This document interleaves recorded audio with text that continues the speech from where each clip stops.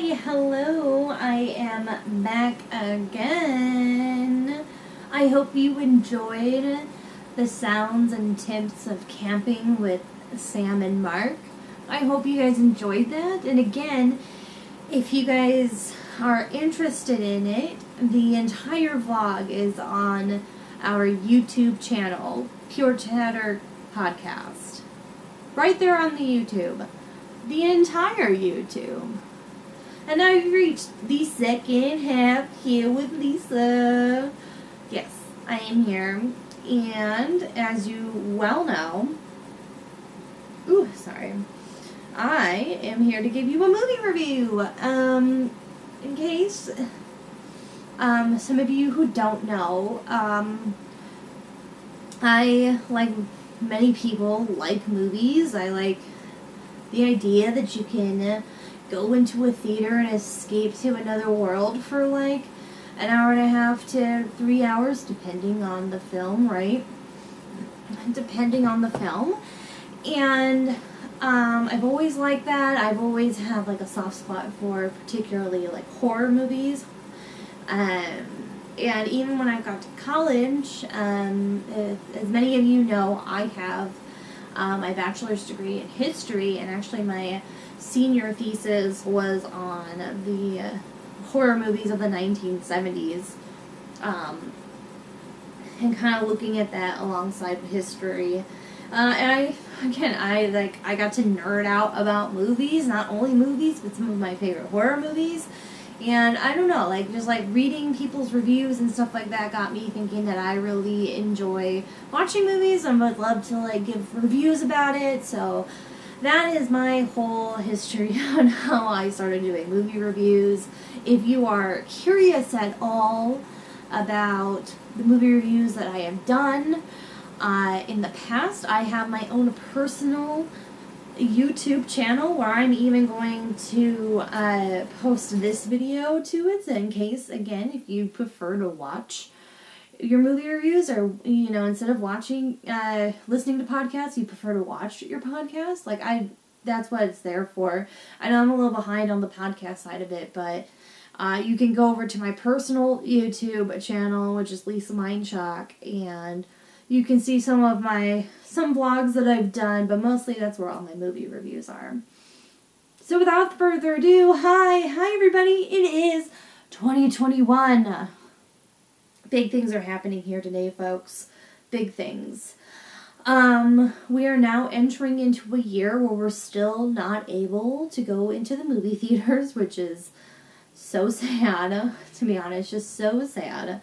It's like such a fun experience to do, because like, you know, even though it's like, you know, our go-to date night, it's like there's something special about going to the movies with your significant other and just having a good time and sharing an experience like that. Like, I know it's just a movie, but it's a whole experience if you make it that way. And so we kind of miss going to the theaters. Well, or near the end of 2020, as many people know, Warner Brothers had made a deal with HBOMax, where now, if a Warner Brothers movie is released on theaters, it's also going to be on limited release on HBOMax. So you can have the option of watching a new movie at home, which is, you know what, that's nice. You know, I think we miss that experience of the fact that like now we actually have new movies, whereas maybe last year a lot of us were rewatching like really older movies, or struggling to find new TV series to watch or anything like that. So I think it's really cool that they're giving people that option, like, we're going to bring the movies into your home. We're bringing it here, and I know that, like, that whole kind of idea can bring down the entire theater industry, which would be also really sad, because I think once we are all cool to go back outside and not get COVID anymore, you know, I think we all want to go back to the movies. I think we all want to go back to restaurants and bars, and we don't want the movie theater theaters to go bankrupt or go away when it wasn't anything that we could have done about it. So, yeah, that is my soapbox on the whole theater situation. But again, I think it's nice that they were able to come up with this deal to make it available for people who can't leave their homes due to like the area they live in, or if it's stay-at-home order or not. I think it's just really nice. And then they also too, if you are in an area that allows your movie theaters to be open, you have the option of going to the theater and seeing it. Which, people like options. That's my big life lesson here today, folks, is that people like options. They like to have their options. Even if it's only 2 choices, they would prefer to have options than you would say, this is the only thing you can do. On that soapbox, Netflix also had released a promo ad, or an ad, it's basically an ad, that in 2021 they're going to release a new movie every week, which is crazy. It's like 52 new movies for this entire year. And again, I think it's just that like people are wanting content where some people are just stuck in their homes and they need something to do.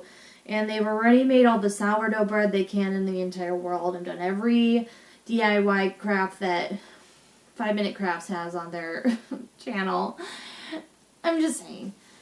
People are craving an escape from their own home. So the fact that they're able to just make new movies and give us a new movie literally every week is just, I think it's just so cool. And guess what? As a great segue, one of those movies was, of course, Outside the Wire. I almost just forgot, what was that again? Outside the Wire. And that is with Anthony Mackie, who was in the Avengers movies as Falcon. And then it has, I'm going to double check it, I believe it's Damson Idris. Forgive me, guys. I try to remember these things and I can't always. Damson Idris. I'm struggling here today, folks. Idris.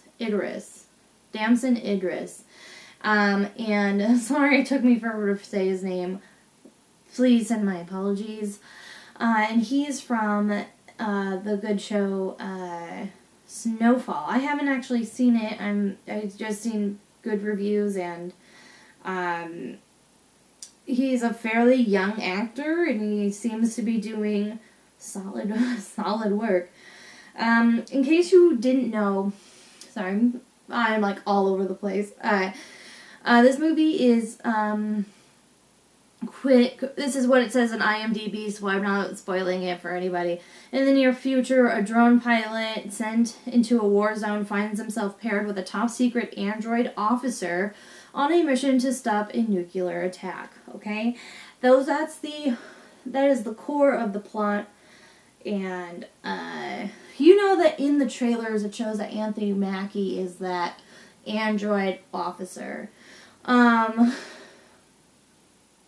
And it's like they made this android officer to have something that like most AIs in movies don't have, which is compassion. That the idea too that they're like trying to mimic how a man would be. Like they chose this because it's the most likable image they had. Sorry, where am I going with this? Which, like, what was the weirdest thing is at the beginning, I'm trying not to give too much away here, but, yeah, what you see at the beginning is that, and I think it kind of comes through in the trailers, is that the personalities are reversed. So it's actually Damson's character, of the drone pilot, who is, like, comes off as very cold and, like, he basically, because the drone pilot, you're not actually on the battlefield, right? You are far away from the battle zone, sending in drones, dropping bombs, that sort of thing. So, like, there is some sort of thought behind that, like, because you're not in the battle zone and you're not, like, seeing the people that your actions are affecting, that, like, you're not connected that way to the war. And so, like, it's this idea that, like, it kind of just makes you cold and you're not necessarily thinking about, I don't know. I just, like, lost my train of thought. But, like, he just comes off as very cold because he just, like, you know, that whole dilemma of, like, that whole trolley dilemma, right? Do you save the people on the trolley, or do you save the one person that's on the trolley? I only said trolley rack. That's not the word. Track, the trolley track, right? Everyone's heard that dilemma, the trolley dilemma. If not, The Good Place with Ted Danson's got a really good illustration of that, if you would prefer to watch that. But it's that same thing. Do you kill one person to save many lives, or do you save the one life while many others die? It's sad, but, like, that's the idea of, like, that's what got this drone pilot to be reassigned to this android officer who, like, exudes that whole, like, warm, fuzzy humanity, that humanity that people are looking for, and you know, people in leadership, or, you know, just in regular humans. We want to know that we're understood and stuff like that. And so they made this android more human than the actual human that's standing in front of the android. And of course, like, you can honestly, like, I just, like, I had a hard time connecting with the main character, probably because he was so cold, and it took him a long time to realize that maybe he's actually affecting real people when he's making, you know, decisions as a drone pilot. So,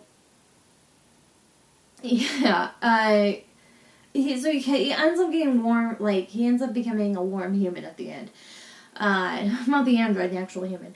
But I had, like, a really hard time, like, connecting with him. And, like, so I was like, eh. And then Anthony Mackie's role as the android officer, I mean, the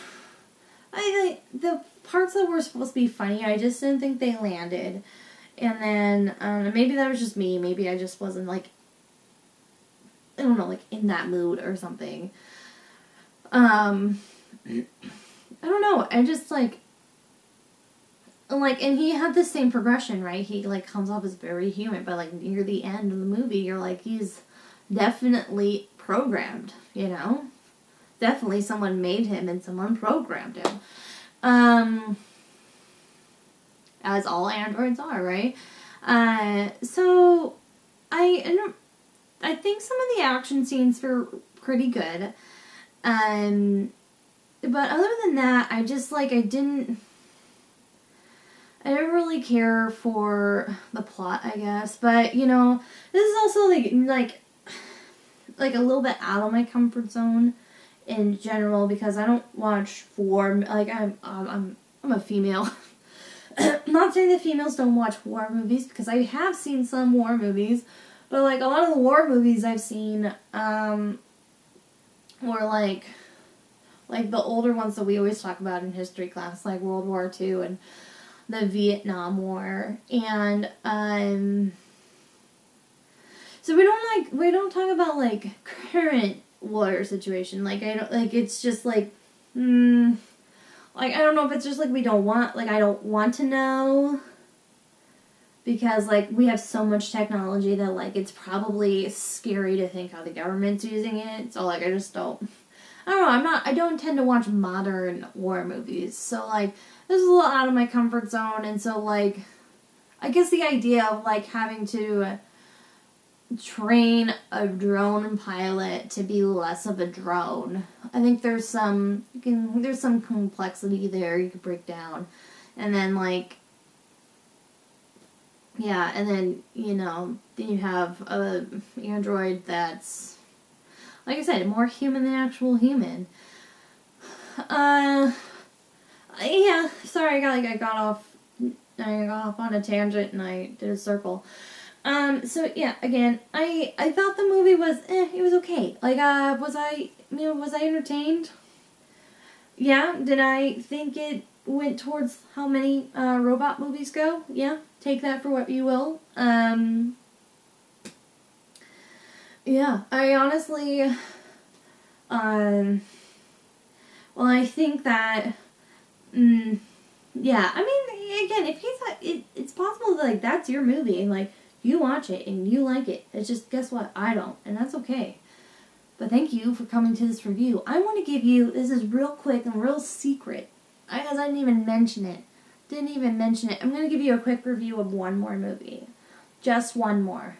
Do you think you can handle it? I thought I'd give you guys this one as a bonus as well. Because now HBOMax is going to have to be competing with like Netflix and Hulu for original content. I also watched the HBOMax original movie Locked Down with Anne Hathaway and Cheadle Ejiofor. I'm so sorry for butchering that. So sorry for butchering that.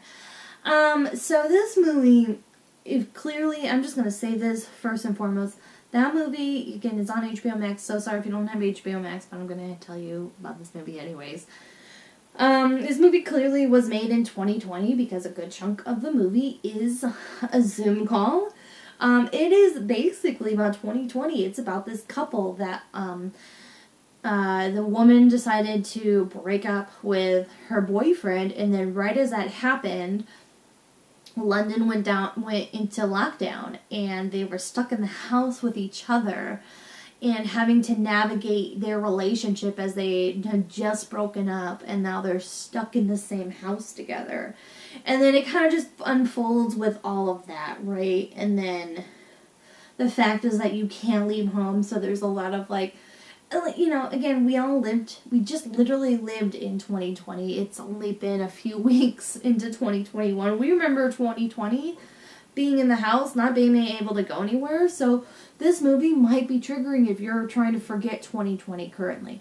I said, but what I do think this movie did is I think it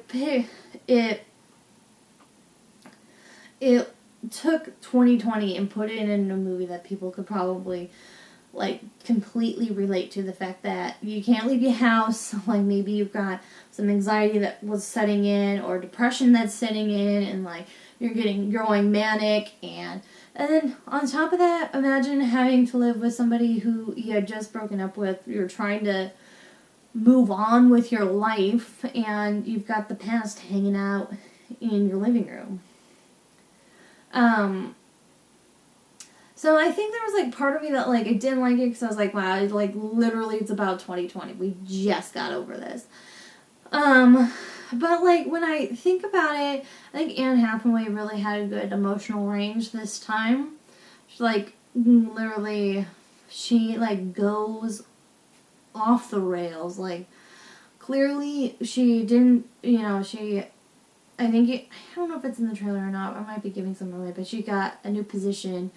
But of course, as we all know, with a new position at a company, means more responsibilities. And sometimes with that means you've got to like fire people, or you've got to tell people they're laid off, or get bad news, and sometimes you have to do a lot of things yourself. And she was finding all that pressure to be too much, and so she's dealing with that with her ex-boyfriend hanging out in the living room trying to be a truck driver, I think he was. In the trailer, though, it does say that they're going to go on a heist. So they end up near the end. She decided, like, we're going to be better off if we just we're going to steal this diamond and live locked down how we probably should be. And I think that part was interesting because it's like, this is definitely a relationship movie. This movie's about a relationship, and it's about this couple that clearly went through a big bottom, just like rock bottom, Right as that happened, they couldn't leave the house together, and they were avoiding each other, but then eventually they confronted each other, and then it turned into, I will help you if you help me sort of situation, and then they both end up, it is kind of a rom-com, end up together. Sorry, that might be a spoiler. Sorry, spoiler alert. But, you know, again, I think part of me is a little jaded because it is about 2020, and that was literally only like 4 weeks ago, so I, like, you know, a little over it, I guess. Oh, sorry. But I honestly, like, if I, like, the acting was good. The acting was good. There was some really good funny parts. You know, like, if you can make me, who's trying to relax in their, like, seat, just, like, anxious because of the energy you're filling up with that room, I think you're doing a good job acting. Speaking from the empath, that is me. So yes, if you have HBO Max, I say give Locked Down a look-see, give it a watch. You know, unless 2020 was really bad for you, then maybe wait a few months to watch that. Like, give yourself some time before watching that one. And then if you're looking for a good modern wartime, kind of AI type action movie, go to Netflix today and watch Outside the Wire with Anthony Mackie. I'm telling you to do that because I think you should still go watch the movie. This is just my opinion. This is just my review. And I think you should check it out for yourself. And with that, ladies and gentlemen, this has been a unique Pure Chatter episode for you. Don't forget to check us out on Instagram at Pure Chatter Podcast. And also check us out on YouTube at Pure Chatter Podcast. On the YouTube. And that's it. Until next time.